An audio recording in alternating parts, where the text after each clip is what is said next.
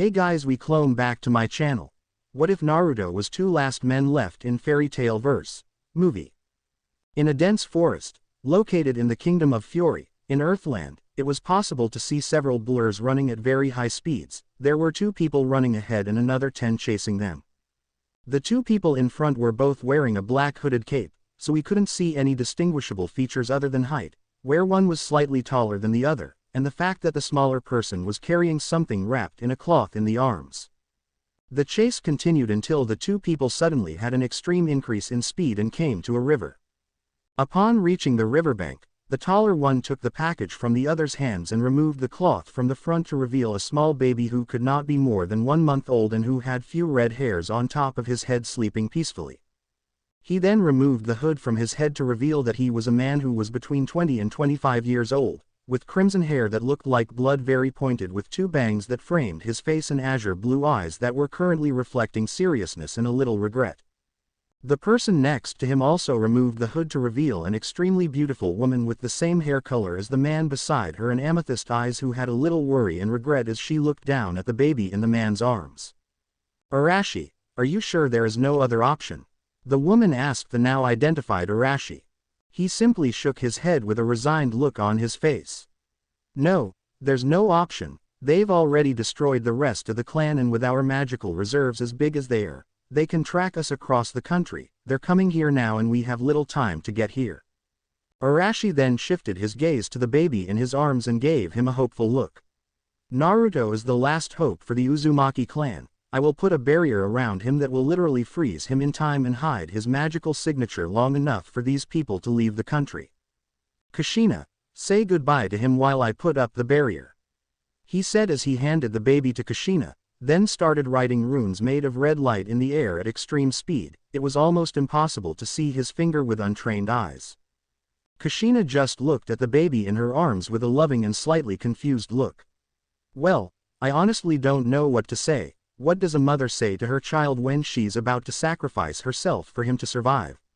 Kushina said more to himself than to the baby. "I don't know what to say. I was never very good with goodbyes," she admitted to herself, and then looked at the baby with a regretful look. I just wanted to say I'm sorry I can't be by your side while you grow up. I hope whoever finds you when the barrier is down will take good care of you. I want you to always brush your teeth, wash yourself well every day, and don't eat too much ramen when you grow up. That's every Uzumaki's addiction after all." She giggled at the end. "As for romance, try to find a good Uzumaki girl if possible. It's very easy to distinguish an Uzumaki girl. They almost always have red hair like yours and usually have weird personalities, but one thing we all share is our temperament, ardent and lack of patience." She spoke and laughed again at the end, remembering the good times with her clan sisters. Before she could continue talking, Arashi came to her with a very complex red rune floating in his hands. "Kushina, come on, time is running out. They'll be here in 5 minutes max," he said, and soon after Kushina reluctantly handed the baby over to him. They walked to the riverbank and Arashi looked at the baby with a sad look for a moment. "Hey dude, I'm sorry I have to do this, but we don't have a choice at the moment. I hope you can be found by someone who will take good care of you," he spoke, and then pulled out a necklace from inside the cloak. It was a necklace with a black string that held a rectangular pendant filled with little written runes. "Here, in this necklace are the remains of the Uzumaki clan. It was separated into 15 levels. You can only open the first level when you are 7 years old, the age at which Uzumaki children start to learn magic runes in our clan. After learning the basic, you will have enough knowledge to open the second level and learn one of the other spells of the clan. Also in the first level are letters from me and your mother to you." He explained more to his wife beside him than to the baby, that now have opened his eyes, looking curiously at the man who held him. Soon after, Arashi placed the necklace around the baby's neck. "I think this is goodbye. Take care, my son. I wish you could live in peace, but the people who destroyed our clan will have some way of finding you when you reach adulthood, so you will have to fight them and avenge our clan. That's a lot of responsibility for a baby, but you will succeed. I believe in you." He paused at that point and then continued. "If you can make it through all 15 levels of the necklace, then you will be one of the strongest people in the world. Even I only made it to level 11, but I have faith that you will make it. After all, you are an Uzumaki. My last piece of advice is, always remember the Uzumaki clan motto. Family above fame, family above glory, family above all. And remember that family is not just made up of people who share blood, family is those who go through happiness and sadness, glory and shame, wealth and poverty together with you, those you would give your life for, that's family. He said in a serious voice and then shifted his gaze to his wife. Do you have any last words for him, Kushina? He asked. Kushina leaned over and kissed Naruto on the forehead. Live well Sochi, and please don't choose to specialize in the boring rune magic like your father, learn something cool like my chain magic. She said in a playful voice at the end, looking at her husband, who got a mark on his head when he heard she call her magic boring. Hey, my magic is super cool, I can teleport, that's much cooler than fighting with chains. He said in an annoyed voice and then spoke with a serious expression on his face. Time is running out, let's go. He said as he placed a piece of paper inside the blanket that Naruto was wrapped in and then placed the red rune on the blanket, which created a barrier around Naruto's body and the boy stopped moving entirely within the barrier. In fact, everything stopped inside, even the blanket no longer moved even when a gust of wind passed, and soon Arashi brought the bubble closer to the water. He gently placed the bubble in the river and he and his wife watched as their son was carried away by the current with a rueful look. Well, that's it, let's get ready for the fight, he said to his wife, who nodded and then got a fierce expression on her face. Yeah, let's show them why we're called bloody whirlpools. But first let's move somewhere away from the river or they might find our son later, that is, if anyone in that group is strong enough to survive the battle. 1 month later. It was a normal day for Wasser the water dragon. She woke up, hunted some animals for the breakfast, then dove into the river where she lived and floated in the water as she stared up at the sky, lost in thought, until she felt something coming down the river. She looked curiously when a bright golden bubble came to her and collided with her claw. She took the bubble and brought it to her eyes and looked at it with interest, and then the bubble started to shatter and she placed it in the palm of her hand. She looked curiously when a small human baby wrapped in a blanket was revealed. She looked at it for a moment and saw a piece of paper coming out of the blanket. She caught it with her other claw and brought it up to her eye level, only had 2 words written down and she deduced it was the child's name. Naruto Uzumaki. She focused on the child for a moment and then exclaimed in surprise. Wow, you have a huge amount of inactive magic, almost as much as a normal adult mage. She was very surprised to discover this, as it was practically unheard of for a baby to have such magical power, and she saw that it was probably a 1-month-old newborn at most. Her magical reserves would grow along with it, so when it was as an adult, his reserves would be utterly monstrous. It was at that moment that the baby woke up. He opened his eyes and showed that he had sky-blue eyes that looked at her with curiosity, a little weird, since normally a human baby would cry when he saw a giant dragon, but the baby instead started to laugh and stretch his arms to her. Seeing this, Wasser made a decision. It's decided, as of today I'm your mother, little one, and I'll teach you everything I can in my last years of life. She said and then put her head close enough that Naruto could touch her muzzle. In the territory of the Kingdom of Fury, there were several deep forests that housed beings that most humans might not even have heard of. Some of those beings were so powerful that they could destroy a city with just one attack. An example of this would be the dragons, who were claimed to be extinct. But in one of the deep forests in the land of Fury, we can see that this is not entirely true, because that forest is where a dragon made its abode. The dragon had deep blue scales, more than 5 meters high and 8 meters long from head to tip of tail, had what you might say a gentle face for a dragon and 2 horn-shaped bumps above the head, together with 2 wings with a length of 3 meters each. This dragon was Wasser, the water dragon. She was sleeping with her tail curled around herself, her wings curled to her side, and under one of her wings was a small child who was apparently 6 to 7 years of old sleeping. The boy had milky white skin and blood-red hair, had a soft face that matched the kind of magic he was learning, wore a long-sleeved black shirt, dark blue shorts and light blue sandals. He also had a necklace around his neck with a rectangular pendant filled with small written runes. That boy was Naruto Uzumaki, the heir of the destroyed clan Uzumaki and in charge of avenging his clan and finding the other Uzumaki around the world. Not that he knew yet, but that would change today, on his 7th birthday. Naruto slowly opened his eyes when he felt the sunlight on his face. He closed his eyes quickly and grimaced because a ray of sunlight was hitting his face right after waking up. He turned his face away and stood in a bin between awake and asleep for a moment before his mind cleared enough to remember what day it was. He then opened his eyes and gave a wide smile that almost split his face, ran out of the dragon's wing and go to her head. "Wasser Ka-chan, wake up," he yelled as he pushed the giant creature's muzzle with an excited smile. Wasser snorted softly as she opened her eyes to look at the human child in front of her. "Why did you wake me up, baby?" she asked lazily. "Guess what day it is, Ka-chan," he said with the excited smile still on his face and an expectant look. Wasser decided to play a little with her adopted son and made an exaggerated thinking pose. "I don't know, what day is it?" she asked with a playful look. Naruto pouted and pointed an accusing finger at Wasser. "Did you forget my birthday, Ka-chan?" he asked and then gave her a betrayed look. Wasser just laughed a little at the child's drama. "Of course not, baby, I'm just kidding, I already have a present ready for you."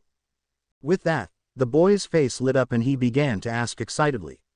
"Oh really? What is it? Any super cool dragon thing?" Wasser gave Naruto an amused look at his excitement. "Calm down, baby. Let's hunt our breakfast and lunch first, and after lunch I'll give you your present." Naruto deflated a bit with this, but soon got excited again about the hunt. After hunting animals in the forest and cooking them for breakfast, Wasser spent the rest of the morning playing with his adopted son until lunchtime, where they roasted the rest of the hunted animals for food. Now we find them in the middle of a clearing with Wasser in front of Naruto with a straight face, something a little unusual to her. "Naruto, you need to pass one last test before receiving your gift, as it can be very dangerous if you don't have enough strength to use it," she said with a serious look.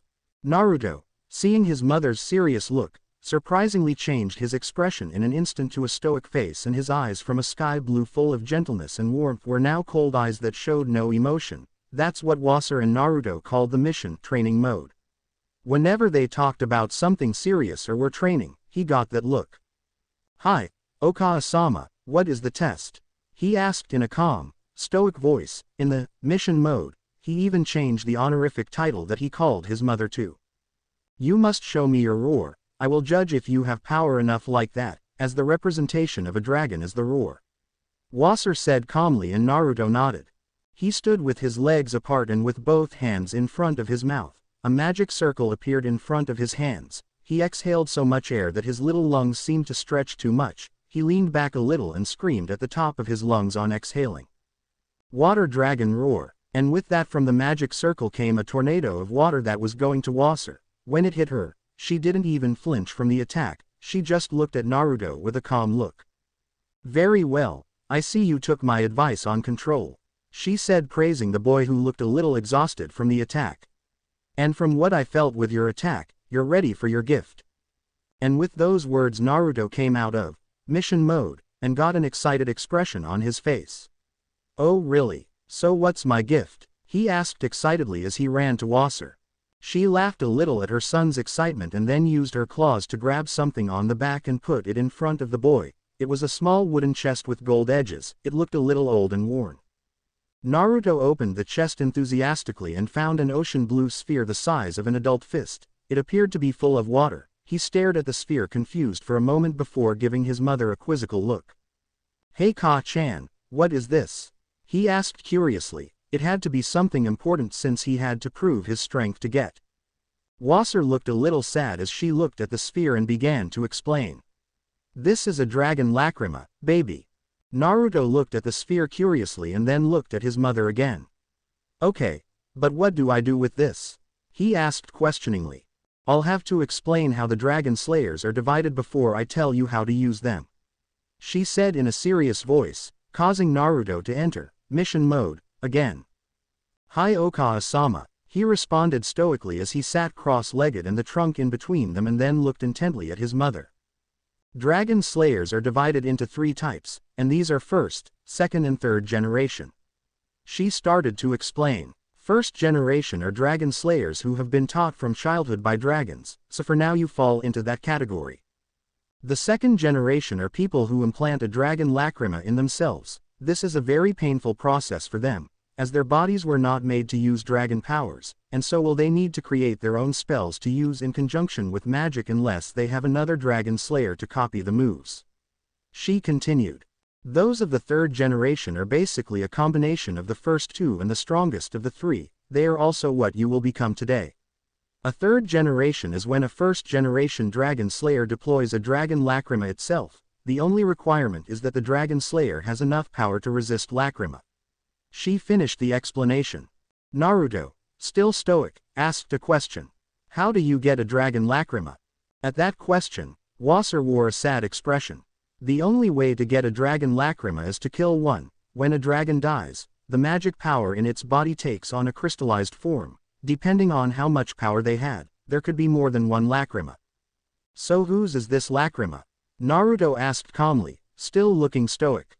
The identity of the dragon who died and gave this tear is exactly the reason why you will be stronger than other third-generation dragon slayers when you are older. She said and then got a sad look on her face. This is one of my husband's lacrimas, the Dragon King of Water, Oceanus. At that Naruto's eyes widened in surprise and then he looked at the lacrima in awe, knowing it belonged to a Dragon King. So this guy Oceanus is my two-chan? He asked hopefully. She laughed a little at her son's expression before nodding. Yes, you can say that, he's your two-chan. After looking at his two-chan's lacrima in surprise for a moment, he turned his gaze to Wasser with a slightly sad look. How did he die? He asked. Wasser looked at his son with a sad look and replied. He was killed by the Dragon King, Acknowledge. She said the name Acknowledge with disgust and anger in her tone. Naruto looked at his mother's sad expression and then at his father's lacrima and thought for a moment before telling his mother. Ka-chan, don't worry, someday when I'm older I will avenge Oceanus 2-chan for you. Wasser looked at his son in surprise before shaking her head. No, you won't do that. Acknowledge is too strong, you'll just kill yourself, I won't allow you to do that. Naruto looked at her for a moment before nodding in confirmation. Okay then, Okawa-sama, how are we going to implant the lacrima in me? Don't worry baby, I'll do the entire procedure, you just need to stay put. She said in a gentle voice to her son, trying not to make him afraid. Don't worry, it won't hurt at all. She then took the lacrima from her son's hands and asked him to sit cross-legged, and she soon placed her hands above his head with one of them holding the lacrima. Once she started using her magic to start the process and the lacrima began to glow an ocean blue color, she began to sing in a language that seemed impossible to speak to a human's vocal cords. Naruto started to feel his body getting weird, it was like he was turning to water, then he heard Wasser talking behind him. Be quiet baby, the process will take a while. 30 minutes later, after half an hour of sitting and feeling that his body was made of water, the process was finally over and the lacrima was implanted in his body. Hey Ka-chan, I don't feel any different, why? Naruto asked his mother, having left mission mode shortly after the process was over. Don't worry baby, it will take a while for the lacrima to start taking effect on your body, I think by tomorrow morning you'll already be feeling the effects. Wasser reassured her son. Naru-chan, why don't you go play in the river? Your Ka-chan is a little tired. Wasser asked in a slightly tired, playful voice. Naruto pouted and puffed out his cheeks at it. Ka-chan, I already told you not to call me that, Naru-chan is a girl's name. He said and ran off to play. Wasser just looked at her running son with an amused look before lying down and closing her eyes. 3 hours later, Naruto came running to his mother with a confused and slightly worried look on his face. Ka-chan, Ka-chan, wake up, he said with a little concern in his voice as he pushing his mother. Wasser opened her eyes and looked at her son with concern. What happened, Naru-chan? Why are you so worried? She asked, but soon found out what her son's source of concern was. He was holding the necklace he'd been wearing since she found it, and it was glowing red. Ka-chan, my necklace is glowing, what's up with it? He asked in a slightly worried voice, afraid of losing the necklace he had worn since he was a baby. Before Wasser could respond, the necklace began to glow more intensely and for a second it glowed so much that they both had to close their eyes, and when they opened them again the necklace was back to normal, but on the ground just below Naruto's hand now there was a very thick book with 2 letters above it. Naruto looked at the book and the letters for a moment and then put the necklace back around his neck and went to see what it was, with Wasser looking curiously in the side. Each of the letters had a name written on them. The first one was Kushina Uzumaki and the second one was Arashi Uzumaki. Naruto found it strange that these people had the same last name as him. He looked at Wasser with a questioning look and she nodded. He opened the first letter and began to read. Hello Sochi. If you're reading this, it means you just turned 7 years old.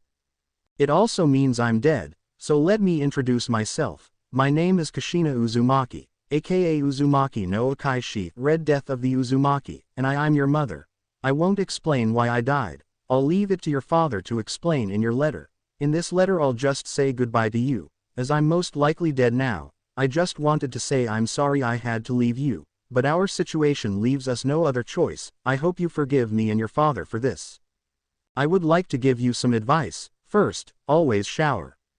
Clean yourself well and brush your teeth every day. Second, don't just take ramen with every meal. I know you will get addicted to it. As this is one of the vices of the Uzumaki clan. The third piece of advice has to do with girls. Try to find a good Uzumaki girl for you when you are older. The easiest way to differentiate one Uzumaki from others is the red hair like blood, just like yours. Another way to differentiate them is the odd temper.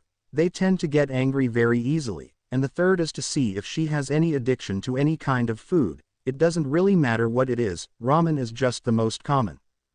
The last thing I wanted to say to you Sochi, live your life for yourself. Don't end up becoming an avenger of the clan or other people. I've met many people who have lived life just for revenge. And let me say, everyone they have the same answer to the question of how they felt after revenge. I felt empty. So please don't live on the path of revenge, because in the end all you have is emptiness. That's all I wanted to say, so live your life well, Sochi, goodbye. With love, your Ka-chan, Kushina Uzumaki. Naruto had small tears in the corners of his eyes when he finished reading his birth mother's letter. He looked up at the sky right after. I promise I will live my life to the fullest Kushina Ka-chan. He told himself, with determined eyes, that he would follow the advice his birth mother had left him. Wasser looked at him with a happy look as he heard him say that, happy that he finally knew who his birth mother was. Okay, time to read To-san's letter. He told himself as he opened the second letter. Hello son, here's your To-san. You probably don't know who I am so I'll introduce myself. My name is Arashi Uzumaki or as I'm known in the place where I was born. Uzumaki no Akai Senko Red Flash by Uzumaki. You're probably asking, who are these Uzumaki, isn't it? See son, we are part of a clan of mages called Clan Uzumaki, a clan known for its monstrous vitality and huge reserves of etheren. We were also known for our aptitude for rune magic and the many different types of magic that only the clan knows, like chain magic from his mother or even whirlpool magic, one of the main spells of the clan and where our last name came from. The Uzumaki clan got its name not only because of whirlpool magic, but also because of where we lived. The clan was located on an island that was surrounded by whirlpools. It was a natural defense that only an Uzumaki could cross. The island was located in the middle of the oceans between Fury and the Alvarez Empire. Unfortunately the clan has been destroyed. I won't say who destroyed our clan now. The only way for you to know this is to be able to unlock all the runes on your necklace. Only when you can do that is when you will be ready to face those people. Now let me explain how your necklace works. The necklace has 15 levels of runes. Now the first level has already been opened. It was programmed to unlock when you turn 7 years old. The book that came with the cards is a basic runes magic book. When you finish learning this you will have a level high enough to unlock the second level, which contains a basic book of various clan spells, like your mother's chain magic. Now, if you look like your mother, you probably won't like runes very much and will find them too boring to be your primary magic, but let me say that my primary magic was rune magic and the things I can do can be really cool also. For example, I used to mark a rune on a kunai that would allow me to teleport to them. All my enemies saw was a red flash before they were defeated, hence my nickname. The last thing I want to say is our clan motto: family above fame, family above glory, family above all. Or to put it simply, family above all. You are the heir of the Uzumaki clan, so live your life to the fullest and later try to restore the clan, was all I had to say, so goodbye my son. With love, your To-chan, Arashi Uzumaki. Naruto was crying to learn that his entire family was dead, but after a while he got a determined look. I promise you live by the motto, Arashi 2-chan. He spoke to himself, determined to live like his other clan members. Wasser looked sad when she learned that her adopted son's family had been annihilated, then she looked up at the sky and realized it was already late. Come Naru-chan, bedtime, starting tomorrow we will include magic runes in your training. Naruto nodded to his mother and snuggled under her wings taking the book and letters with him. Good night Ka-chan. Good night Naru-chan. Ka-chan, I already told you not to call me that. Okay I'll stop, good night baby. That night, Naruto slept hugging the book and letters from his birth parents. In a forest near a small town, it is possible to find a boy walking in the opposite direction of the town, going deeper into the forest. This young man had milky white skin and blood-red hair which made his sky-blue eyes stand out even more. He was wearing a dark orange shirt with a black jacket, dark blue shorts and blue sandals. This young man was Naruto Uzumaki, heir to the destroyed clan Uzumaki and one of the last Uzumaki alive. He was returning from the city where he obtained books, clothing and other human needs that his mother could not provide. Dude, Mira-chan was in a much worse temper than usual today. He spoke to himself as he walked through the forest. Soon afterward he struck a deep thinking pose. Was she, at that time of the month, that I read in that book a while ago? He wondered aloud, but then shrugged. Who cares, but I'm sorry for Lisa-chan and Elf-kun for having to deal with her. When thinking about Mirajan and her siblings, he ended up remembering how he met them. It was when he was 10 years old and asked his mother to get him some books to read. She took him near a small village and pointed the direction of the city for him. This city was where, with the help of a nice ba-chan, she got the things she needed to raise him, like diapers, clothes, baby food, etc. But anyway, after arriving in town and asking a nice woman the way to the library, he ended up bumping into them. Now that he thought about it, the meeting was really funny. Flashback. Naruto Uzumaki, 10 years old, walked the streets of an isolated small town while admiring the many houses and people that walked the streets, enjoying the peace that existed in that city. He was so distracted that he didn't notice 3 kids walking towards him, and they were distracted too, so he and the person in front of the group bumped and fell backwards, both rubbing the spot where their heads collided with each other. Hey, who was the idiot who bumped into me? Asked a female voice in an aggressive tone. Mirane, are you alright? Asked another childish voice with concern. Naruto finally looked up and froze at what he saw. In front of him was a girl who looked his age sitting on the floor and rubbing her forehead. There was a little white-haired girl beside her with a worried look and a boy with the same white hair right behind with a worried look too. What paralyzed him was the appearance of the older girl. She had long white hair that was tied back in a ponytail and left 2 bangs beside her face, dark blue eyes, a very pretty face that made Naruto fascinated, and she wore one simple black dress that reached to her knees. Naruto didn't see many girls his age or close to that, the only exceptions being when he read a book that had pictures, but the girls in the pictures didn't even compare the beauty of the girl in front of him in his opinion. She is the most beautiful girl that he had seen in his short life. Something about her simply attracted him. Mirajan stood up and looked intently at the boy who bumped into her for a moment and had to admit he was very handsome. His red hair contrasted with his white skin and made a nice image, but what attracted her most were his sky blue eyes. She looked into his eyes and was almost mesmerized by them. Eyes so beautiful, she felt her face heat up just looking at them.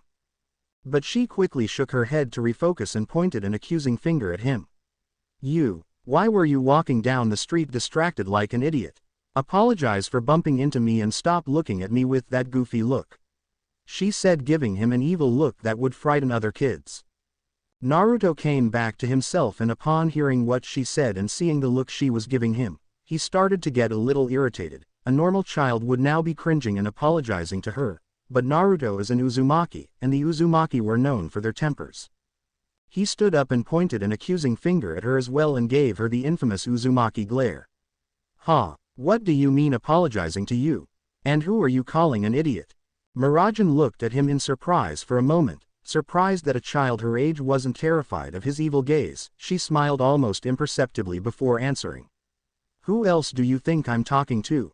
Tomato. Naruto was angry at the nickname and gave her a scary look.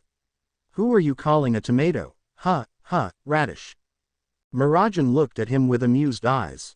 Oh really, radish, is it the best you can think of, tomato head? She gave him a sneer. Naruto was even more furious about this. That's it, you're screwed. And with that he jumped on her and they started fighting in the middle of the street, rolling as they fought. What he didn't see was the small smile on her face. Mirajan happy for she met someone with a temper as bad as hers. End of flashback. After that they were separated by Mirajan's siblings, Lysina and Elfman. As an excuse for their sister's behavior they accompanied him to the library, but on the way they ended up making friendship, so they spent the rest of the day together, playing and talking with Lysina and Elfman or arguing and fighting with Mirajan. After befriending the Strauss brothers, the city of Portland became the one he frequented one day a month to stock up on his groceries with the money he earned from selling small treasures his mother accumulated over time. Every month he spent a whole day with the Strauss siblings. Lysina and Elfman ended up calling him Naru-ni and Mirajan gave him the unbearable nickname that his mother still calls him from time to time, the damn Naru-chan, or calls him of Tomato Head, a nickname that if anyone other than Mirajan uses, they'll get kicked in the ass.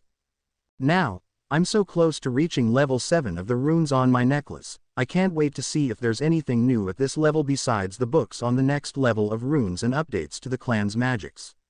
He thought with excitement. In the following years after his 7th birthday, he worked hard to learn rune magic. The first 2 levels were simple, he managed to learn everything in less than 1 year, but the following levels became more and more difficult, so much so that at 12 years old he's still at level 6, almost reaching level 7. He calculated the other day and estimated that he would only make it to level 15 between his 20s and 25s, if he keeps learning at the same speed as he is now, of course.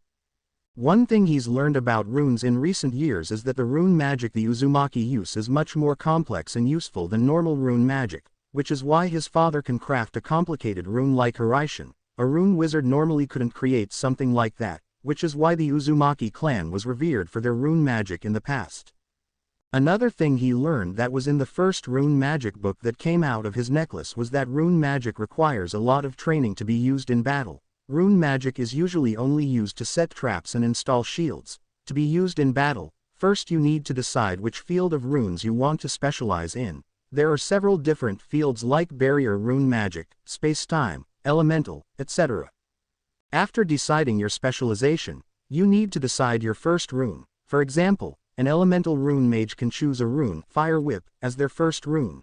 They will then repeat the process of the creation of that rune until it is etched into his soul and can be created without the mage moving a muscle, using only his magic to create the rune, and this then becomes his main attack rune until he can do the same process with other runes. Another skill a rune mage needs to learn is how to be ambidextrous and thought partition to draw 2 different runes at the same time. In a battle this will help a lot, as in the elemental mage case. He could use the Fire Whip to distract the enemy while with the other hand draw a rune or set of runes to create an attack that can end the battle, such as creating the rune Sea of Flame or Dragon of Fire, runes that can end a battle quickly. An example of why both abilities are useful came from his father, Arashi Uzumaki, who needed to use both hands and thought partition to create the Hiraishin domain, which was a kind of space lock that prevented enemies from escaping while at the same time it spread the Hiraishin marks throughout the confined space, thus ensuring victory unless one of the enemies had the absolute power necessary to break a space lock or was a mage with space magic, which is a type of lost magic. The field Naruto chose to specialize was barrier rune magic, as he already has Dragon Slayer magic to attack, so he thought, why not increase my defense then? The first rune he decided to master was a simple kinetic barrier rune, which can only defend against physical attacks. There are several barriers that can protect against everything, even against ghosts. Even the ghost barrier was the second rune dominated by Naruto, which greatly alleviated his fear of ghosts, as he now knows that if he can't hurt them, at least he can defend himself against them. Naruto hummed a little melody as he walked calmly through the forest. He hoped that he would soon reach level 7 of rune magic, and that the month would pass faster so he could see Mirajan, Elfman and Lysina again. Little did he know that this would be the last time he would see the Strauss siblings for a while. Time skipped 2 weeks. Naruto was sitting in a clearing in the forest while drawing several runes in the air at an impressive speed. He had been doing this for 1 hour straight. He slowly slowed down as he drew the last and most complex rune, When he finished he said some incomprehensible words and the thousands of runes started to accumulate and soon joined together to form a single rune, which Naruto took in the palm of his hand and looked at her with an exhausted but proud look. He took the necklace from around his neck and put the rune on it, then the necklace started to glow red, the light continued to increase in intensity until he had to close his eyes. When he opened them again right in front of him there were 3 books, a letter and a small yellow ball with a blue star in the middle. Naruto first took the letter that came with it. This was the first letter since the first level. He opened it and started to read it, but was disappointed to see that it wasn't a letter from his parents. Hi, Heir Uzumaki. I'm Kawa Uzumaki, the 5th leader of the Uzumaki clan. I wrote this letter to explain one of the strongest and equally dangerous spells in our clan. You may have heard of the so-called takeover magic, but if you've never heard of it I'll explain one little about what it is about. Takeover magic is a magic that allows the user to absorb the souls of certain creatures into their own body and assume some characteristics of these creatures along with their strength. Some examples of takeover magic would be takeover, animal soul and takeover, beast soul. These are the most common and easily learned if the person has enough talent, but there are also those that are more dangerous like takeover, Satan's soul that is necessary to kill and absorb the soul of a demon, in addition to an innate talent for that magic, which can cause a personality change or drive the user crazy if he doesn't have enough willpower. That's another thing a takeover mage needs to have, willpower. When they take over another creature's soul, they have a battle of wills so to speak, and if the mage has less willpower than the creature, the reverse of what they are trying to do will happen. The creature will take over your body and get stronger with it. Anyway, back to the beginning. Our clan has a type of takeover magic that only the clan boss and heir can learn. It's much stronger even than the demon's soul, but it's an equally high price to use. The magic is called takeover, tailed beast soul. This letter came with a strange little ball. This little ball is the tailed beast's soul, Shukaku. When you take Shukaku's soul you gain power over any and all sand. There are 9 tailed beasts, from the 1-tailed tanuki to the 9-tailed fox. The power you gain with each takeover is insane, but it should only be used in the most desperate situations. As the price to pay for this power is 1 year of user life for each tail, that is, when someone assumes the power of Kurama the 9-tailed fox he will lose 9 years of life. This is not so much a problem for the Uzumaki clan leader because the clan heirs are usually the ones with more life force than the rest of the clan, and usually a clan leader has a lifespan of 300 years, but even that is no reason to use this spell recklessly, so use it only in emergencies. You might be wondering where the tailed beast's souls came from, right? Well, that was a long time ago, back when the second clan leader was still young. At that time, dragons still roamed the land freely. 9 giant beasts, the same size or even bigger than a dragon appeared in random places across the land. World. They seemed to be just irrational animals, as they destroyed everything that was in their path. So the second leader of the Uzumaki clan tried to kill them. He managed to kill Shukaku, the name he gave to the 1-tailed tanuki, but only 1 year after Shukaku's death, he started to reform in the same place where he was killed. After that, the second leader discovered that these creatures were made entirely of etheraro, that is, they are practically immortal, as they can recreate their body with etherin in the air. After that, he decided that the only way to defeat these beasts was to seal them, so using his rune magic, which was one of the strongest in clan history, he sealed all the beasts into small balls like the one that came with the letter. Later, the second leader found out about the newly invented takeover magic by someone from a distant empire and tried to use the sealed tail beasts as souls. He succeeded and gained incredible power, but found that the price of this temporary power would be a reduction of his life force. Well, young heir Uzumaki, that was all I had to explain to you about the strongest magic of the clan. From now on, every level you open in the necklace, you'll have another tailed beast soul until you finish all the 15 levels. Soul balls, as they are called, have a seal that transports the soul back to them automatically once the former user dies, so remember to seal them back to the necklace seal after absorbing the soul, so that the future heir of the clan can use it after his death.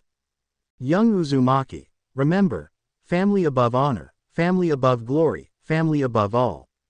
From the 5th leader of the Uzumaki clan, Kawa Uzumaki. Naruto looked impressed at the small ball in his hand. Who knew something so small could hold so much power? He thought to himself and then looked at the book still on the floor.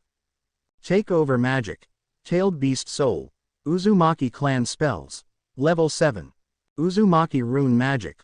Level 7. It was the titles of the books. He decided he would test the strongest magic of his clan, so he picked up the book and began to read. 30 minutes later, after 30 minutes of learning how to use the takeover magic, he finally managed to absorb Shukaku's soul and sealed the soul ball along with Kawa Uzumaki's letter inside the necklace again. Now we find Naruto in the middle of a clearing getting ready to test his new magic, but still with a little doubt in his mind. Come on, I have a lifespan of 300 years, it will only cost 1 year, it's not much, right? He wondered aloud, a little unsure whether or not to do this. Because I'm having so many doubts about it, no big deal, my ancestors did it too, why I wouldn't? He talked to himself and finally made a decision. Standing up firmly, he closed his eyes and took a deep breath to calm himself. After a few seconds he finally said, "Yosh, let's go, take over. Tailed beast soul, Shukaku." He screamed and soon his body was covered by a sand-colored light. When the light went out, Naruto was still in the same clothes. The only differences were his eyes, hair and arms, besides the tail he had on his back. His eyes were completely sand yellow with his pupils turning into a black four-pointed star. His arms apparently turned to sand and his hands took the shape of claws. On top of his head he had 2 yellow tanuki ears and behind them was possible to see a tail that appeared to be sand with several lines of dark blue color. Naruto looked down at his own hands and then at the tail behind him with an admiring look. Just after he went to the lake where his mother was resting and looked at his reflection in the water, he looked into his new eyes in full wonder. Meanwhile, Wasser looked at her adopted son with an interested look when she saw his new form, which somehow reminded her of the dragon force of dragon slayers. After finishing admiring himself, Naruto turned to his mother and spoke with a fierce smile that looked frightening because of his new eyes. "Hey Ka-chan, help me test this new magic, I want to see how strong the strongest magic of the Uzumaki clan is." Wasser just shook her head and stood up, preparing to see how strong her son is in this new form. 1 week later, Naruto was in the same small town he goes every month. He was going to the Strauss brothers' house. One thing he found a little weird is the looks people are giving him. Some people gave him regretful looks, and other icy looks that contained a small sliver of killing intent and hostility, which he learned to feel during the hunts he and his mother did. He didn't understand the why the looks, but that's made him to have a very bad feeling, so he quickened his step towards the homes of the people he considers his family. The closer he got to the place, the more the foreboding grew, and as soon as he rounded the corner that led to the house, he froze to see that all that was left was a completely charred house that had already collapsed. He walked to the front of the house and looked at the charred remains with an empty eye, going into mission mode, so as not to panic, but as he looked coldly at the remains, he heard footsteps approaching him from behind. He turned and watched as several adult men and teenagers approached him with various weapons, from sticks to knives. When they got close enough, the apparent leader of the group was the first to open his mouth, but before he could speak, Naruto asked coldly, "Who made this?" The leader blinked for a moment and then responded with a smirk on his face. "It was us, of course." "Why?" Naruto asked, his voice still stoic and cold. "Because she was possessed by a demon, so we killed her and her brothers, burning her house down," he said with a bigger smile when he saw Naruto's eyes narrow with every word he said. "We were just waiting for you to show up, demon lover, you are the only one left to be killed and cleanse this city," he said and then waved the men behind him to attack. Naruto just stared at them coldly before releasing the killing intent he formed by hunting animals along with his mother. "You are dead," Naruto stated monotonously and then made the first move. Water dragons roar. And so began the Portland City Massacre, which later became a horror story parents tell their children. This was the first time in his short life that he had the feeling of losing someone important, and he wasn't taking it very well. For him the Strauss were a family, like his brothers or cousins, and losing them impacted him a lot. Naruto is someone who since the age of 7 has made his clan's motto his philosophy of life, so to know that the only people he considered his family besides Wasser died in such a horrible way and that if he had gotten there the day before he could having saved them was filling him with guilt and self-loathing.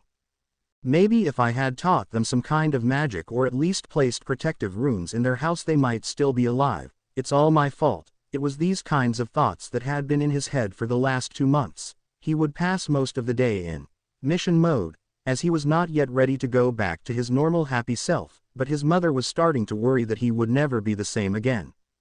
When thoughts of him turned to his mother, his mood lightened a little and he turned to go back to where his mother was. I wonder what she hunted for dinner. That was as far as his thoughts went before he heard an explosion in the forest just ahead and a black blur flying out of the place. That explosion was close to where, number Ka-chan. With that he ran towards the explosion site with all his speed. He was just a blur running through the forest. In less than 30 seconds he arrived at the scene, and the vision he had was one that would be in his nightmares for years to come. What used to be a beautiful clearing with a lake passing in the middle was now a huge crater that was filling with water due to the lake current that was still running.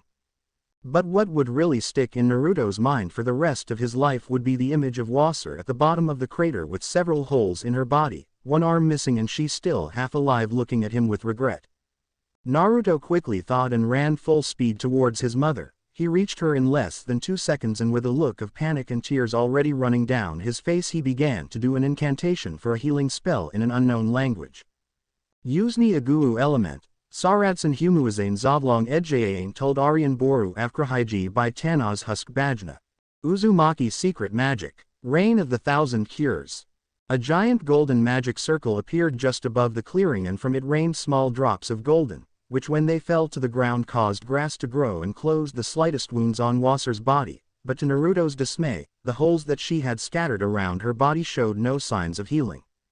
The spell he used is a secret clan healing spell that was created by the first clan leader, Shunsui Uzumaki, who was known as Akai Sujin, god of red water.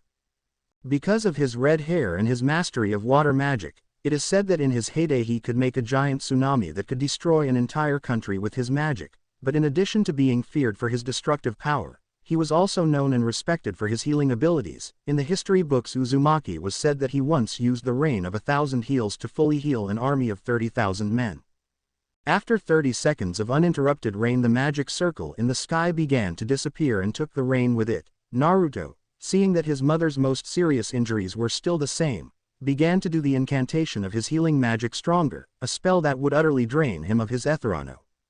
But he was stopped by the sound of his mother coughing up blood before she could begin the spell. Wasser, after coughing, looked at her son and spoke. Naruto, don't do this, there's no way I can be saved, you're just going to wear yourself out. Cough, I'm practically dead already, just listen to me, cough. The red-haired boy, upon hearing this, only had an expression of horror and despair at seeing the last person he considers family at death's door. But, He tried to say something, anything, but nothing came to mind. Listen Naruto, I don't have much time in this world, so I'll talk quickly, please. When I'm gone, cough, try to find other people to be your family, don't try anything silly like isolating yourself. Cough, for thinking you have something to do with it and that your presence only brings disgrace to the people around you or something stupid like that, cough. She paused to cough up some blood. If you become an emo, I'll come back from the afterlife just to put sense in your head. Listen, this wasn't your fault. The enemy who did this to me was too strong. You would die with just one sneeze from him. Cough. Who? She was interrupted by Naruto before he could continue. The half-dead dragon gave his son a questioning look. Who did this to you? Naruto asked in a dark voice. Wasser grimaced, or what might be considered a grimace for a dragon, and answered a name that would be the target of Naruto's hatred for the rest of his life. Acknowledge. 3 hours later we found Naruto at the edge of the crater, which was now filled with water, looking at a tombstone he made with his own hands. Here lies Wasser, the water dragon. A wife, mother, teacher and friend. September 23, X778. He buried Wasser's body at the bottom of what might now be considered a small lake. He shifted his vision to his left hand, where he held an aqua blue orb, and made a determined face. I promise I will find someone worthy to inherit your Ka-chan legacy. After saying that, he took a small chest from his re-equipped space, placed the orb inside and returned it to pocket dimension. Naruto looked up at the sky with a determined look that had a metaphorical fire burning inside. I swear I will grow stronger, strong enough that no one I consider family will ever die because of my weakness, never again. He then turned and walked towards the forest, but not before turning one last time and uttering, "Goodbye Ka-chan, On a small road surrounded by trees, walked our protagonist Naruto Uzumaki. It took 3 whole days of walking through the forest until he finally found a road, indicating that human beings have been there before and usually use this path. Then the road would probably lead to a city. He walked in the road in silence, sometimes humming a little or looking around trying to find something interesting, but all he could see were trees and more trees. Everything was quiet beyond the sounds of animals for about an hour until Naruto heard an explosion coming from somewhere in the forest to his left, along with a small curse spoken in human language that he could hear due to his Dragon Slayer enhanced senses. Getting curious about what was going on, he started walking towards the explosion site. When he got there, he found a rather startling sight. In the middle of a clearing full of burn marks on the ground and small craters, there was a girl of his age fighting a magic beast. The girl had long dark blue hair that almost looked black that was pulled back into a ponytail, but even then her hair reached her knees. Her eyes were red and with 2 small commas around the pupil. She was beautiful. In Naruto's opinion, she was just as beautiful as Miragen. She was wearing a dark brown kippah with the red edges and an overcoat the same color as her hair with the golden edges and flower print. She was wearing the same color shin guards as the overcoat and was wearing socks with slippers altogether. She looked like some kind of samurai. But what stood out the most was the sheathed katana that she held. It was almost the same size as her. It was a little strange to see a 12-year-old girl using a sword that was almost 5 feet long. The magic beast, on the other hand, was a massive 8-foot-tall and 4-meter-long tiger from head to tail, and besides his giant size there really wasn't any real difference between him and a normal tiger. The two were in the middle of a stalemate in battle, with the dark blue-haired girl looking at the tiger with a cold stare, and the tiger looking at her like a predator looking at its prey. It stayed like that for a few seconds until the tiger lost patience and attacked her at an immense speed. He directed a blow with his paw to the girl's head, making it clear that, although the tiger has no difference with a normal tiger other than his own size and outward appearance, he is still a class A magic monster, known for his physical strength, meaning if that blow hit the girl, she would die instantly. The girl didn't make the foolish mistake of trying to block the tiger's attack and dodged to the left, thus leaving the trajectory of the blow, and the tiger seeing this used his other paw to strike the girl, leaving her trapped, so she had no choice if not jump back, but while still in the air she put a hand in front of her mouth and summoned her magic. In front of her hands a red magic circle appeared and Naruto could hear the spell's name coming out of her mouth. Fire magic. Great fireball. And from the magic circle came a giant fireball that directly hit the tiger and created a small cloud of smoke. When the cloud dissipated it was visible that the tiger did not suffer much damage from the attack, just a few small scorks on his fur, but now he was giving the girl an angry look, apparently not very fond of being burned. The girl got a worried expression when she saw that her attack had no effect, and, in her little distraction, the tiger ran towards her with an even faster speed than before, directing another blow to the head. When he realized that it was too late, too much to dodge, she could only look helplessly as her death approached until she heard another voice. Water dragons roar. Then the tiger was pushed away from her and straight into a tree by a cyclone of water that came from behind her. When she turned around to see a boy her own age with red hair and beautiful blue eyes that even in this situation fascinated her a little, he was wearing a long-sleeved black blouse with an orange vest, black shorts and blue sandals, and of course, he had a necklace around his neck. The red-haired boy looked at her with a cheerful smile and waved his hand. "Hey, I'm Naruto Uzumaki, do you need help with that this?" The dark blue-haired girl stared at him for a moment before answering. "I'm Satsuki Uchiha, and no, I don't need any help. I was about to defeat him before you arrived," Satsuki replied in a slightly irritated voice and pouted. Not that she's going to admit it, Uchihas don't pouting, after all, but still gave a small smile grateful to Naruto for having saved her. When Naruto heard Satsuki's last name he got a look of recognition and asked, "Uchiha? So those red eyes of yours are Sharingan, aren't they? But what is a member of the Uchiha clan doing so far from clan lands?" Satsuki flinched a little when she heard him talking about her clan, and Naruto realized that, but just as he was about to ask what was wrong, he was interrupted by an enraged roar. "I think we'd better deal with this issue before we talk, okay?" Naruto spoke as he glared at the enraged tiger. Shortly after saying this his gaze turned expressionless, something that surprised Satsuki, but she decided to ask later when they weren't in danger of death. The stripes on the tiger's fur began to glow blue and he started running towards the duo at a faster speed than before, so much so that if Satsuki didn't have her Sharingan, which allows her to see things in slow motion, and Naruto their senses heightened, they would have been killed without knowing what had happened. The two preteens dodged the claws and ran in opposite directions as they prepared their spells. The two pointed their hands at the tiger, summoned their magic circles and spoke at the same time. Water Dragon's Great Waterfall, Fire Magic, Fire of Dragon. Soon two spells hit the tiger in opposite directions. From Naruto came a large stream of water that looked like a waterfall, and Satsuki's was a large stream of flame that took on the appearance of an oriental dragon's head. When the two spells hit the tiger, a giant vapor cloud covered the clearing. The duo stepped out of the vapor cloud and waited for the vapor to dissipate to see the result of their attacks. After a few seconds, the vapor had diminished enough to see the tiger's state. He had several burns on his body and had one eye closed. With the other eye looking at the two humans with hatred, he began to gain a blue aura around of him body. Naruto, seeing that the tiger was preparing some kind of final attack, turned to Satsuki after having an idea.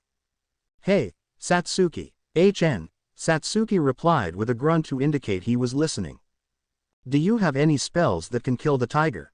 The girl just nodded in acknowledgement of the question. "I'm going to trap the tiger for a moment. Use this spell." "HN." She responded with another grunt. She apparently didn't like to talk very much. Naruto stepped forward and pointed his hand at the tiger, a blue magic circle instantly appearing. Water Dragon's Bullets. Soon, several adult fist-sized water bullets came out of the circle and headed for the tiger, who dodged easily, but the bullets did their part to distract him for a moment. Naruto raised his other hand, which had a golden magic circle, and said, "Adamantine Chains. Adamantine Prison."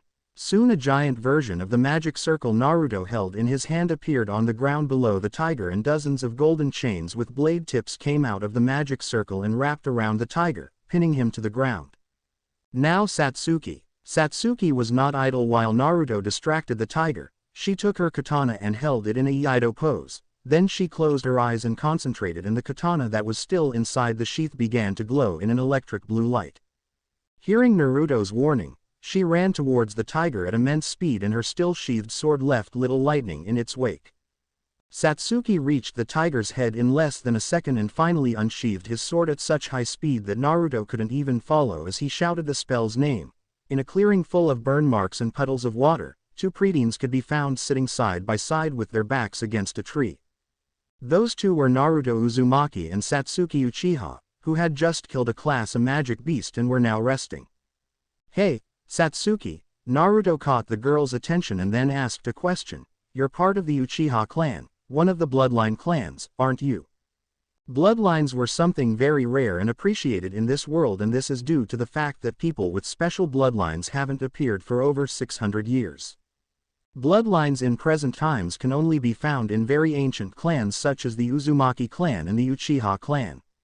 And even among the existing bloodlines there was a hierarchy, with the two clans being among the strongest, with the Uchiha having the Sharingan and the Uzumaki with their various bloodline abilities, such as the Kagura Shingan or the Teryoku Kaifuku, with one being a sensing ability and the other being a healing ability. But the Uzumaki clan has several other innate abilities that sometimes don't appear in the same generation, in addition to the legendary Rinnegan who last appeared over 400 years ago. Apart from special abilities, members of bloodline clans are also guaranteed to have a good talent for the clan's main magic, as the Uzumaki have an affinity for runes and the Uchiha have an affinity for fire and lightning magic. For that very reason that a member of a clan does not awaken the bloodline ability, he will still be a better than average mage. No one really knows where bloodlines came from or why they stopped appearing 600 years ago, but many people believe bloodline clans are the descendants of champions of the gods who lived on Earthland during the Age of Gods, an age that has almost no record in the current era. All that is known is that at some time in the past the gods went somewhere else, no one knows where. How does Naruto know all this even though he lived all his 13 years of life in an isolated forest with a dragon, and even when he left the forest he went to a small and isolated town? Well, from level 4 of the clan Air Necklace, books on geography, history and mathematics began to appear. After all, you can't be a good clan leader without at least knowing about the history of your lineage, right? Besides that, at higher levels of runes it is necessary to do calculations and not just memorize runes and draw them together. Satsuki cringed again when she heard him mention his clan, but nodded at the question. Naruto noticed her cringe again and decided to ask at once. Has something happened to the Uchiha clan? With that question, Satsuki nodded and was left with an expression of sadness and anger on her face as she remembered that night and what he had done to his entire family. Looking at her, Naruto saw that she had the same look he had when he saw her reflection in the water right after burying his mother, so he could guess what happened to her being like that. Your clan was destroyed too? He asked softly. His words made Satsuki turn her head towards him with a look of shock plastered on her face. Also, was the Uzumaki clan destroyed? Why didn't I hear about it? Naruto just gave her a sad smile. Yes, my clan was destroyed before I was born, and my foster mother was murdered 3 days ago. The dark blue-haired girl snapped out of her shock and nodded, a bit happy that she could find someone who could understand her. My older brother Itachi, he went mad and destroyed the entire clan. She paused for a moment. I'm probably the only survivor besides Itachi. Naruto was shocked hearing about this and a little skeptical too, since how is it possible for a single person to kill an entire clan of mages that is considered to be one of the strongest on this side of the world? Satsuki just gave him a wry smile, noticing his skeptical tone, but she wasn't offended. After all, it's something unbelievable, but she replied anyway. Itachi, he is considered the greatest genius the clan has ever produced after Uchiha Madara. He came to be stronger than all the clan members at just 17 years old. The red-haired boy was very shocked to hear this. Reaching that level at such a young age is almost unbelievable, as the strongest member of one of the bloodline clans would be at least an SS rank mage, and a large clan like the Uchiha would have at least one SSS rank mage, so this Itachi Uchiha was an X rank mage, which made him a little terrified, as even the weakest X rank can destroy an entire country with a single spell. Reach such a level with 17 years is terrifying. I know, right, and I have to reach such a level in order to avenge my clan, Satsuki said with a grim face. Okay, so, where are you going now? Naruto asked nervously, wanting to change the subject as talking about such a monster reminded him that he too has to reach that level, as the people who destroyed his clan will most likely seek him out in the future. Satsuki closed her eyes and leaned against the tree, happy that Naruto decided to change the subject, before replying, I'm going to join a magic guild. Guilds are those places where mages go to get jobs, aren't they? Naruto asked, a little intrigued by the idea. Honestly, he didn't have the slightest idea what to do after his mother and the Strauss were killed. He thought about just traveling across the continent while getting stronger, but Satsuki's idea seems more interesting. I heard that there are very strong people in some of these guilds. I will use those people as a whetstone until I am strong enough to kill. Satsuki replied with an indifferent look. Naruto hummed for a moment before standing up abruptly, startling Satsuki a little. Yosh, it is decided, I will be part of a guild too. He immediately sat down again and turned to the dark blue-haired girl. Do you have any idea which guild you are going to join? Satsuki, after calming down a bit, gave her new friend a penetrating look before closing her eyes again and leaning her head against the tree. Yes, I will try to join Fairytail, which is said to be the strongest guild in the country. Naruto made an affirmative sound upon hearing this, but he had a confused expression. Why is the name Fairytail? I didn't know fairies had tails. I have no idea. With that, the redhead shrugged and also closed his eyes and leaned against the tree and soon began to hum a song that Wasser always sang when he was sad, angry or had a nightmare. It was a peaceful melody that brought a smile to face from Satsuki. Hey Satsuki, you know you can't just focus on revenge, right? With those words, Satsuki finally opened her eyes and gave the redhead a wary look, who in return gave her a small smile. It's just the advice I got in the last letter from my birth mother. Naruto spoke with a smile as he looked up to the sky and remembered his parents' letters. She said that all the people she knew who lived their lives for revenge, either died alone or completed their revenge, and always gave the same answer to the question of what they felt when they took revenge. I felt empty. He then turned his gaze to his new friend and continued talking. So you see, don't just focus on revenge or you might end up like these people. Satsuki stared at him for a moment before returning to her previous position. I'll try, ha. Finally a city, exclaimed enthusiastically a boy about 13 years old with red hair and blue eyes. Replied the girl with dark blue hair and black eyes who was beside his.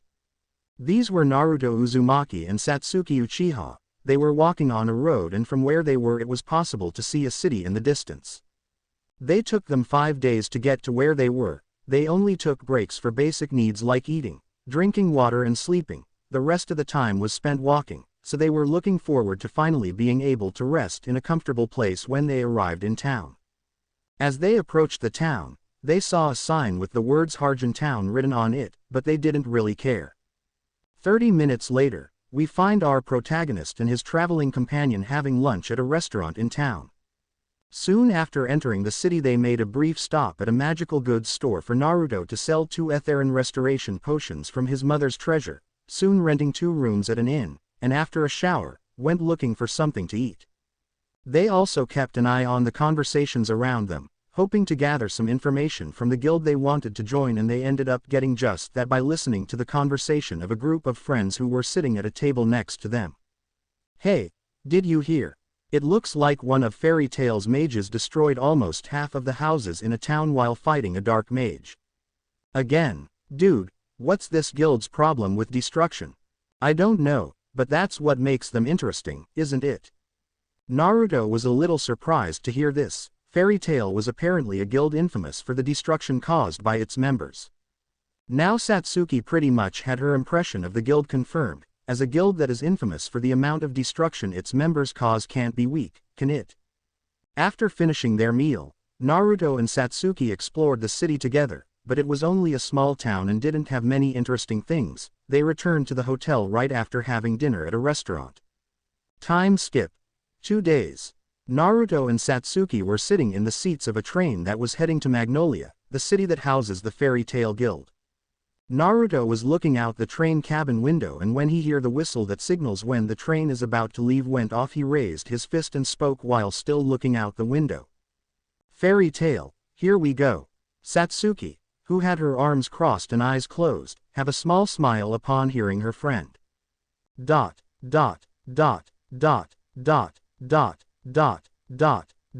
5 minutes later, closing parenthesis. What's wrong with me? Naruto grumbled as he sprawled on the seat with a green face. As soon as the train started to move he felt a little uncomfortable, but he thought it was just because it was his first time on a train and he didn't care much about it, but after a few minutes it started to get worse until he was almost throwing up because of the nausea. So your weakness is seasickness? Satsuki said while giving Naruto an amused look, wondering what really caused this sudden nausea. Naruto gave Satsuki a furious look before his nausea worsened and he went back to trying to hold back the vomit. He tried to think of some solution to his problem and wondered what actually caused it, as he never had any problems when flying on Wasser's back. Maybe it's something related to his enhanced Dragon Slayer senses. Well, it doesn't hurt to try. He tried to control the sickness long enough to do what he had to do. Naruto created a magic circle above his hand and spoke the spell's name. Uzumaki Support Magic. Fluvia Mutabilium Sensuum, Reductionum. Soon the effects appeared as a sphere of green-colored water came out of the magic circle and hovered above the red-haired boy's head before dissolving in a rain that fell on him and caused his nausea to visually ease. This was one of the Uzumaki spells. It's a very rare type of magic called Support Magic, which is a very ancient type of magic. This one in particular is one used to heighten or diminish a person's senses, thus disorienting them during battle, or it can be useful in other situations, like now. The spell's name was Senses Alteration Rain. Reduction, which if used on a normal civilian can deprive them of all 5 of their senses, which if done for more than 3 minutes can destroy a person's sanity, is a spell normally used in fighting people with magics that give the mage enhanced senses, such as Dragon Slayer magic or Takeover, Beast Animal, Satan Soul. Naruto felt much better, even if a little uncomfortable without his heightened senses. He leaned his head back against the seat and closed his eyes and thought about why his senses were making him nauseous.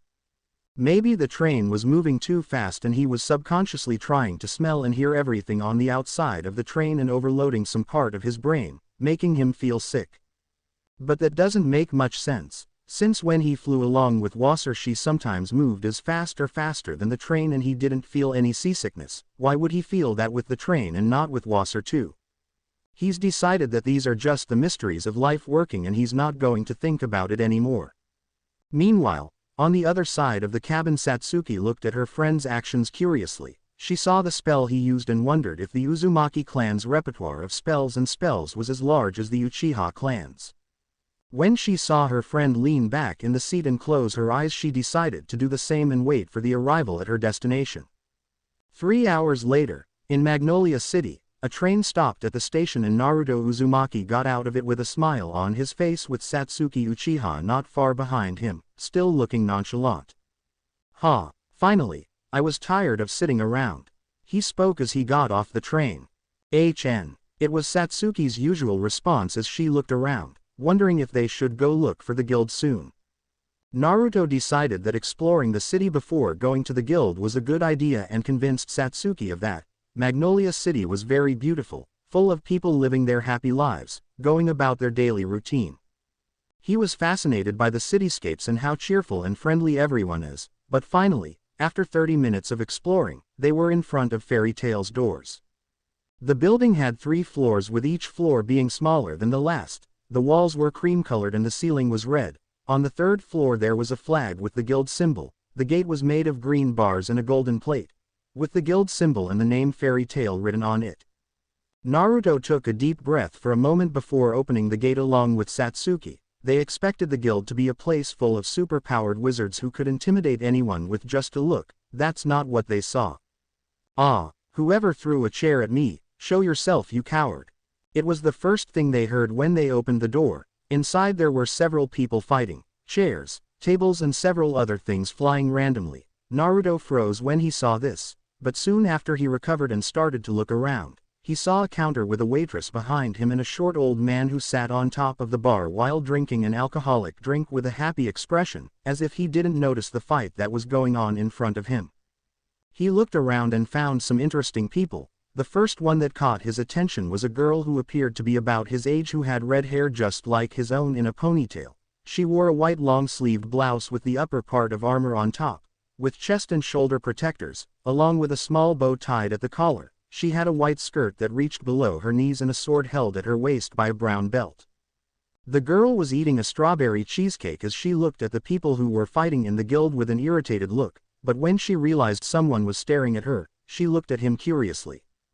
The second person he noticed was a younger boy with pink hair, which he thought was kind of weird for a hair color, black eyes and a little slanted. He wore a red long-sleeved shirt, orange shorts with red accents and orange shoes, as well as a white scarf around her neck. At the moment, he was fighting a boy with black hair and black eyes that looked kind of droopy who was only in his underwear. He had the dark blue guild mark on his chest. The two were fighting in the middle of the guild, adding more chaos to the place, with the pink-haired boy releasing fire from his mouth or fists every now and then and the black-haired boy throwing ice. Naruto narrowed his eyes a bit as he saw and felt the pink-haired boy's magic. He recognized it as Dragon Slayer magic and was very surprised to find another mage like him so soon. After a moment looking at the chaos unfolding ahead of him, he decided to look for the guild master and Satsuki followed him, still a little stunned by the madness ahead of her.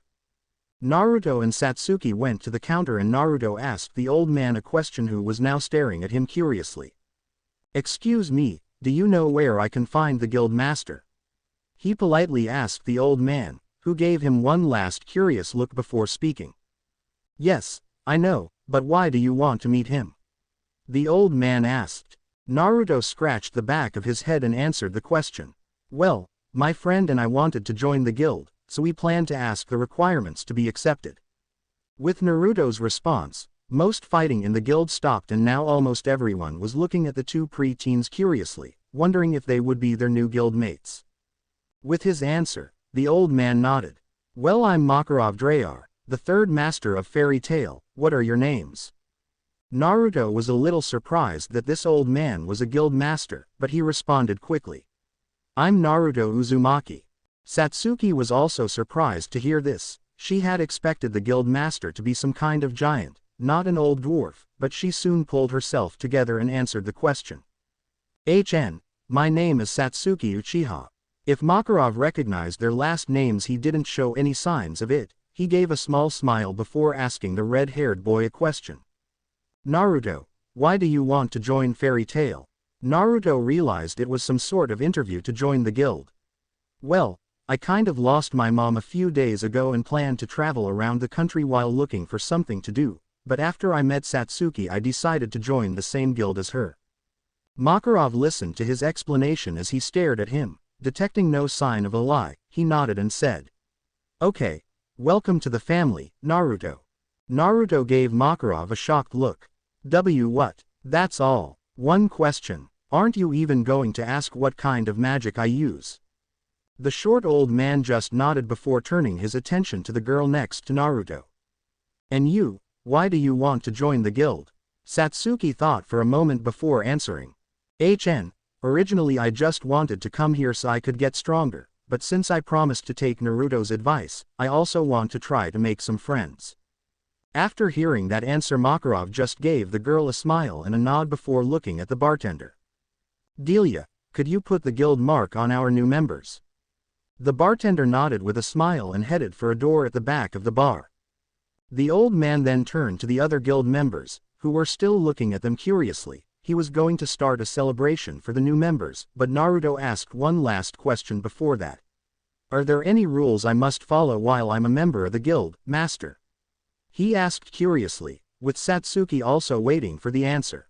The old man struck a thoughtful pose before saying, "I think just one thing, Fairytail members don't kill." With that answer, Naruto's face fell and Satsuki began to rethink her entry into the guild. After all, she would have to kill if she wanted to avenge her clan. With a sigh, the red-haired boy asked, "So I'm sorry, but I don't think I can be part of the guild." "Why, my boy?" Makarov asked. "Because I've killed before and will probably have to in the future," the red-haired boy replied, shocking everyone in the guild, even more so when Satsuki nodded beside him. Me too."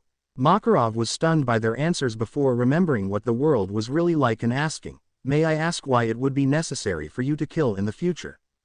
Well, just as Naruto was about to reply, someone ran into the guild looking panicked. "The demon is coming back," he screamed, and most people panicked as well. Meanwhile, Naruto was looking at them with a curious look. "Demon?" he thought, getting a little depressed as he remembered that was what those monsters called Miragen. "Hey Urza, I've done 15 missions this week, I bet you haven't even done half of that," said a voice that froze Naruto in place. 3 people entered the guild, a 12-year-old boy with white hair and black eyes wearing a blue suit with a red bow tie, an 11-year-old girl with white bob-cut hair, blue eyes and wearing a pink dress. But what caught all of Naruto's attention was the person in the middle, a girl his age with white hair tied in a ponytail by a purple scarf and 2 strands framing her face. She was dressed in a small black blouse that showed her belly, a black miniskirt with a white belt, black thigh-high socks and black high heels. The older girl addressed the red-haired girl directly with her famous death glare, and the red-haired girl also gave her a cruel look reminiscent of Naruto's, so they got into an argument about something Naruto didn't pay attention to, his focus still totally in the white-haired girl's face, so much so that Satsuki started looking at him with a strange look, while becoming uneasy at the sudden feelings she had when she saw her friends focus on another girl. Meanwhile, the little white-haired girl was looking around the guild, apparently looking for someone, until she saw him and exclaimed in an incredulous tone, "Naru-ni." Hearing this, the older girl froze and mechanically turned her head to look at Naruto, who was also looking at her. After a few seconds the two exclaimed in an incredulous voice and with tears in their eyes, "Mira-chan, Naruto-kun." Everyone in the Fairytail Guild Hall was shocked looking at the scene happening in the middle of the guild, 4 children hugging each other while crying.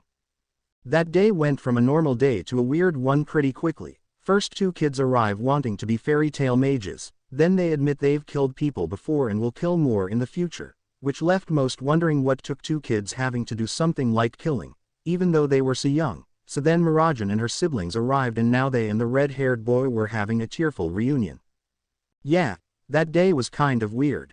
Naruto looked at Miragen with an incredulous gaze as he held her in his arms along with Elfman and Lysina. "Are you really alive? But, how?" Mirajan lifted her head from his chest to look at him with a slightly surprised look on her tear-stained face. Did you think we were dead? Why? Well, when I went on my monthly visit I found your house completely charred and some residents talking about how they killed you because you were a demon, he finished in a voice filled with hate. Mirajan looked understanding when she heard that. So they really burned the house down, huh? She smiled wryly. Speaking of which, how did you survive? The garbage bags said they burned down the house while you slept, Naruto asked curiously, thanking God they survived. The white-haired girl looked at him contemplatively, but then replied.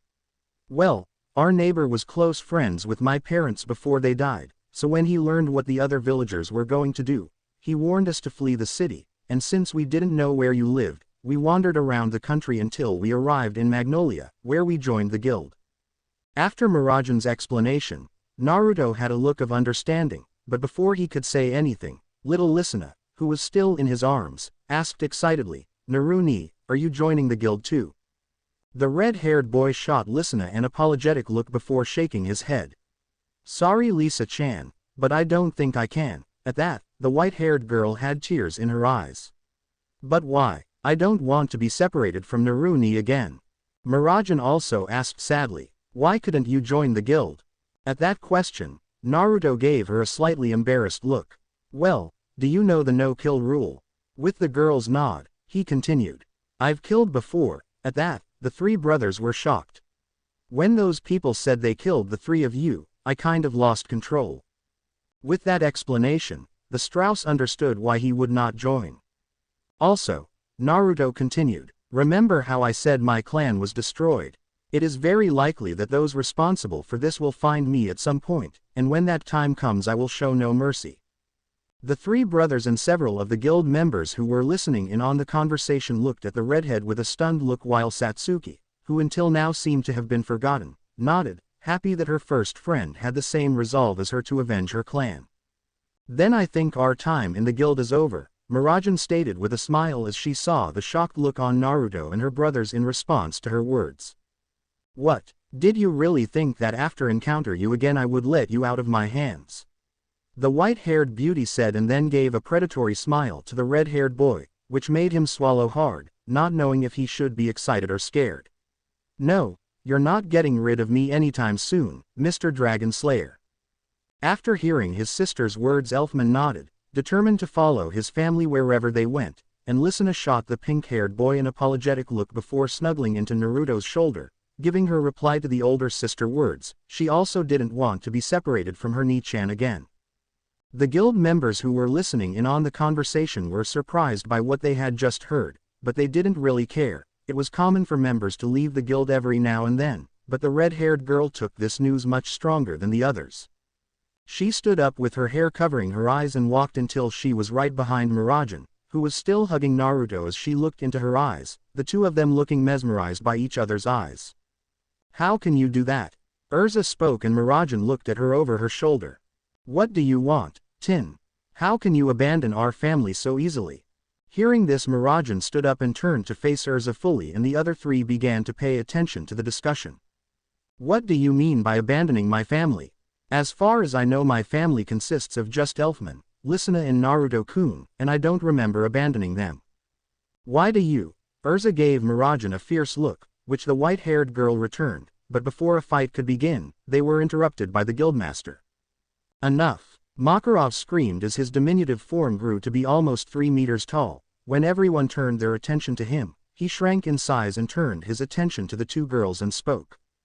Urza, we'll talk about this later. Naruto. Soon after, he turned his attention to the red-haired boy. Who am I to separate here, who have such a beautiful friendship? As long as you don't kill anyone else while you are still a member of the guild, then I will allow you to join the guild. The same applies to you, Satsuki. Naruto gave him a happy look before promising.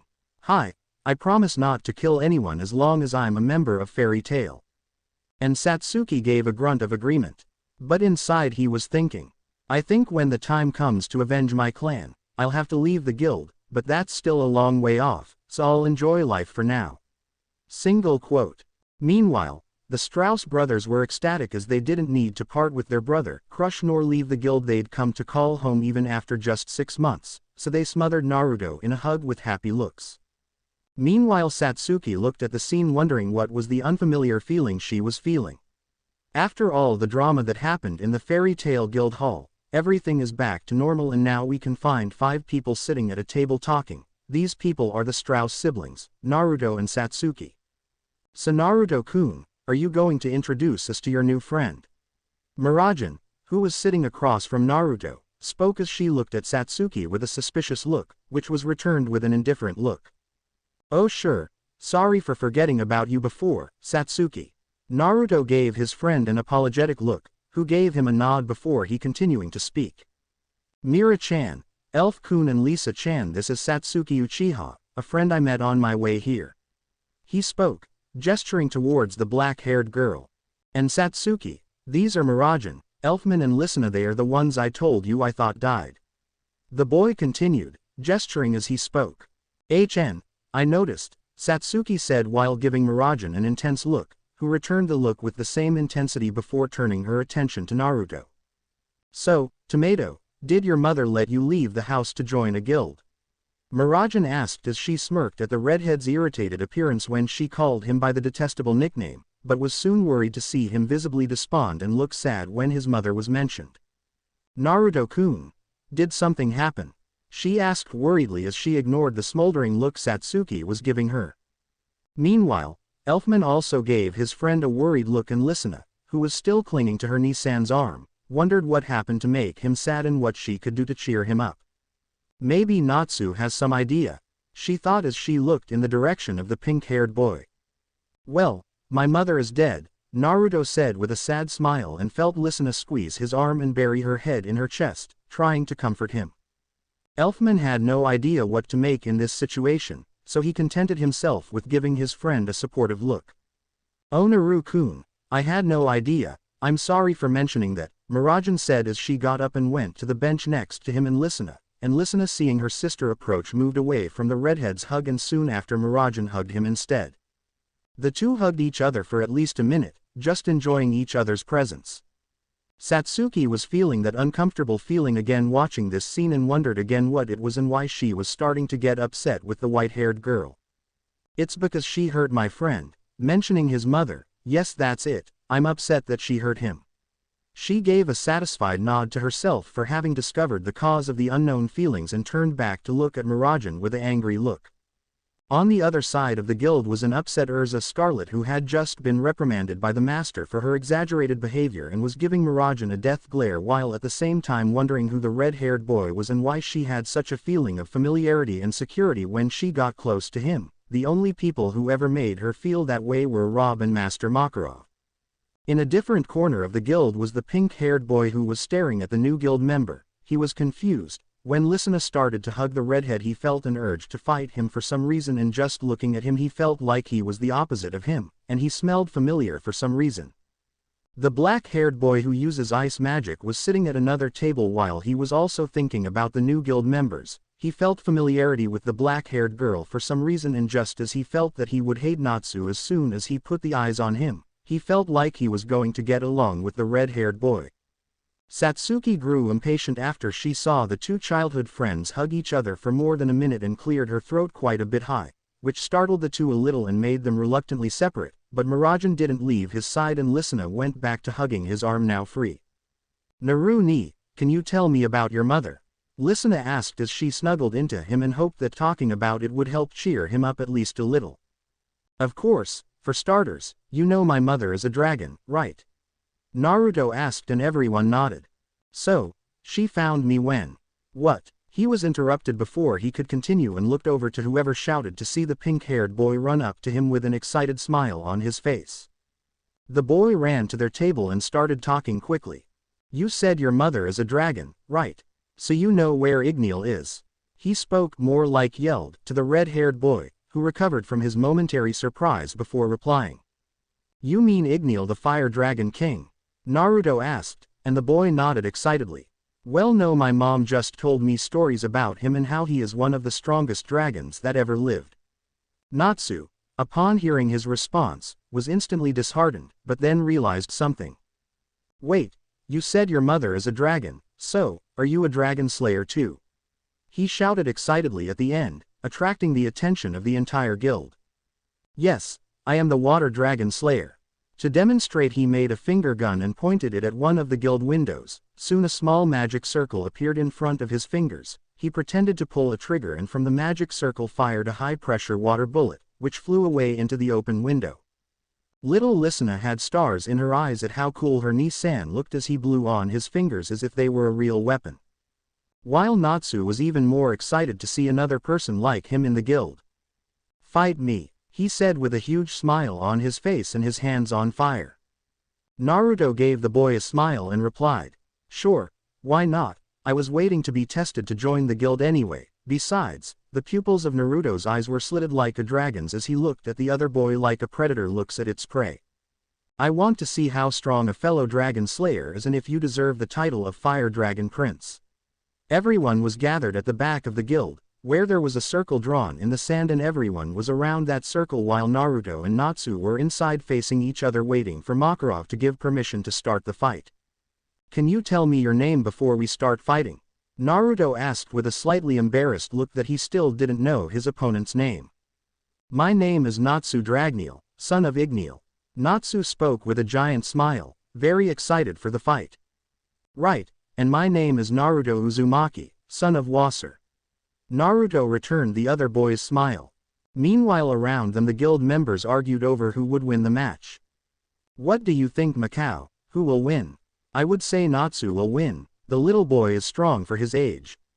Nah, I bet the older one, he has a magic that has the upper hand and has trained the longest. Two adult men spoke while one of them smoked from a pipe. HMPH, of course my Naru-chan will win, Natsu doesn't stand a chance. Mirajan said with a smug smile. Then I bet 100 jewels on Natsu. Urza said while smiling at the now annoyed Mirajan. Elf Ni, who should I cheer for? Natsu is my friend, but Naruni is my Ni-san. Listener asked teary-eyed to a panicked elfman who responded hastily while waving his hands. You can cheer for both. Sniff, can I? Of course you can, of course. Meanwhile, the rest of the guild placed bets on who would win. I bet 200 jewels on the oldest, he looks strong. 50 jewels in Natsu, 70 in. After listening to the conversations around him for a moment Naruto seemed to remember something and spoke to Natsu.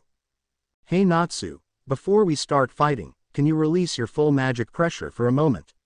He asked the now confused boy, who nodded a moment later. Soon Natsu's entire body started to catch fire and his magic power began to spread across the terrain. It was quite a large amount, so much so that it made some of the weaker guild members a little intimidated. Naruto closed his eyes for a moment to feel the amount of magic power from the pink-haired boy and after a few moments he opened his eyes again and nodded at Natsu. Okay, you can stop now. After a few more moments Natsu's fire aura returned to his body and the magic pressure ended. Soon after the Makarov master, who was close to the two, asked Naruto something while everyone else listened to them. Naruto, why did you ask Natsu to do this? At that question Naruto got an embarrassed look and started scratching the back of his head as he answered. Well, this is going to sound pretty arrogant, but I wanted to see how strong Natsu is, to know how much I should restrict my magic power in the fight. The red-haired boy spoke as the guild master nodded in acknowledgement. It wasn't a common thing to happen, but when a battle happens and one of the mages is far above the other in strength, it's normal for the strongest to restrict their power during the fight. Usually this is done when a mage is training a child to gain experience of battle. Can you give us a taste of why restraint is necessary? Sure, Naruto responded promptly. Soon, around the redhead's body, an aura of blue color began to appear and all the people in the place felt immense pressure on them. As if they were buried in mud, the weaker people even started to sweat and breathe heavily. His magic power is almost on the same level as Gildart's, Master Makarov thought in amazement. A 13-year-old child having this amount of magic power was unheard of. Not even his grandson Laxus had that much magic power even at 16 years old and already being nominated for the Class S test. Soon the pressure stopped and everyone looked at the red-haired boy in amazement. Mirajan had a giant smile on her face. She had never felt how strong Naruto was, so it was also a surprise for her, but now she has a new reason to get stronger. While Urza had a look of amazement and wonder, when Naruto's magic pressure descended on her, she felt nothing but familiarity, even her magic sang when it came into contact with the other redhead's magic. Who is he really? Satsuki, who until now had been quiet, had a determined look on her face. She didn't know that Naruto was so much stronger than her. Her training will have to be increased so that she can keep up with him. So he was holding back in the fight against the magic beast. Natsu was also surprised by his guildmate's strength, but also grateful that he restrained himself, otherwise this fight would end like the first time he challenged Guildarts to a fight. Makarov recovered from his surprise and prepared to start the fight. Right, are you two ready? The two dragon slayers nodded their heads as they looked into each other's eyes with full focus. So, begin. Immediately the same auras as before appeared around the two boys, but Naruto's blue aura seemed a little less dense and the magical pressure he released was on par with Natsu's. Right after Natsu decided to make the first move, he used flames on his feet to propel himself straight towards Naruto and pulled back his fist, which started to catch fire and screamed. Fire Dragon's Iron Fist. Naruto, seeing the other boy directing a flaming fist at him, decided what to do. He assumed a fighting stance with his arms loose and around his hands a layer of water began to appear and move as if he had a mini swirl in each hand. When Natsu caught up to him and tried to punch him, Naruto made a smooth movement that deflected his flaming fist to the side and redirected Natsu's body to the other side, which caused the other boy to fall flat on his face. Water Dragon's Whirlpool Fist. This was a move created by Naruto himself using the foundations of the unarmed fighting style the Uzumaki use, the Uzumaki Ken, or Whirlpool Fist, which consists of using circular motions to redirect the enemy's attacks and attack using the openings made by the redirection. He used his magic to redirect magic attacks and created his own fist technique using only water. The closest he had to the attack Natsu used before was one that uses ice instead of water. OWW, my head. What was this? Natsu said while sitting on the floor and holding his head. That was one of my Dragon Slayer moves, of course. Naruto responded easily while waiting for the other boy to get up and attack again. This was just a friendly battle so he can test Natsu's capabilities. There's no need to attack him at any moment of distraction and end the fight quickly. Natsu got up and prepared another attack. He gathered flames in both hands and ran towards Naruto again while yelling. Fire Dragon's Claw. Naruto meanwhile decided to use a more offensive move so he pointed his hands forward and a magic circle appeared in front of his hands. Water Dragon's Flood. Soon a torrent of water came out of the magic circle and advanced towards Natsu like a mini tsunami. The pink-haired boy, seeing the wave of water coming towards him, decided to abandon his attack and used fire in his hands and feet to propel himself up and let the mini wave pass him. Meanwhile, around the battlefield one of the guild members who had barrier magic used his magic to surround the marked field, causing the water wave to just flood the place where the two dragon slayers were fighting. Natsu fell back to the ground that now had enough water to cover his feet and returned to attack Naruto, propelling himself forward, covering his body in flames. Fire Dragon's Impact. Naruto made a motion with his arm and the water that was now on the ground pooled behind him in the form of spears and with a wave of his hand the spears were thrown forward. Water Dragon's Spears. The spears and Natsu met midway and a cloud of steam rose from the spot, but not for long, as Naruto used his magic to control the tiny drops of water and dissipate the cloud, revealing Natsu that he was already with the spear, bloated stomach and launched a new attack. Fire Dragon's Roar. Naruto grinned at the intensity of the other boy's attack and decided to reciprocate in kind, so he quickly gathered air in his lungs and released it shortly after. Water Dragon's Roar. The two opposing element attacks collided and created steam as Naruto's roar overpowered Natsu's. Within moments the water roar reached Natsu and pushed him into the barrier surrounding the field, leaving him disoriented. Naruto waited for the other boy to recover for a few moments before speaking. Hey Natsu. Seeing that he caught the pink-haired boy's attention, he continued. Can you already use any of the secret moves? To which the other boy nodded. So let's end the battle with one last move, use the strongest move you can. Natsu gave an excited smile at this. He had been wanting to use this secret move on someone since he learned it a month ago. The Etherano in the atmosphere began to be drawn towards the two dragon slayers as they prepared their final moves. A magic circle appeared above Naruto's head and water that was darker in color than his normal attacks began to come out of it and gather in the form of a giant whirlpool.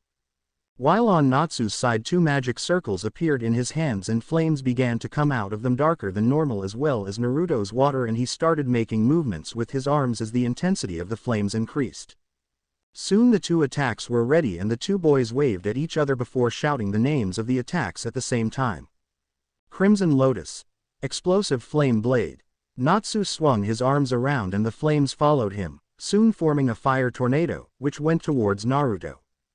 Ocean Devastation. Whirlpool of the Depths. Naruto placed his hands above his head and then pointed them forward, causing the giant whirlpool to head towards the fiery tornado. The two attacks collided and made a cloud of steam that covered the entire barrier, making it so that no one outside could see anything inside. Naruto again used his magic to dissipate the steam and everyone could see the result of the collision of the opposing techniques. In the middle of the battlefield there was a crater that showed signs of burning and a puddle of water that filled half of the crater. Thanks.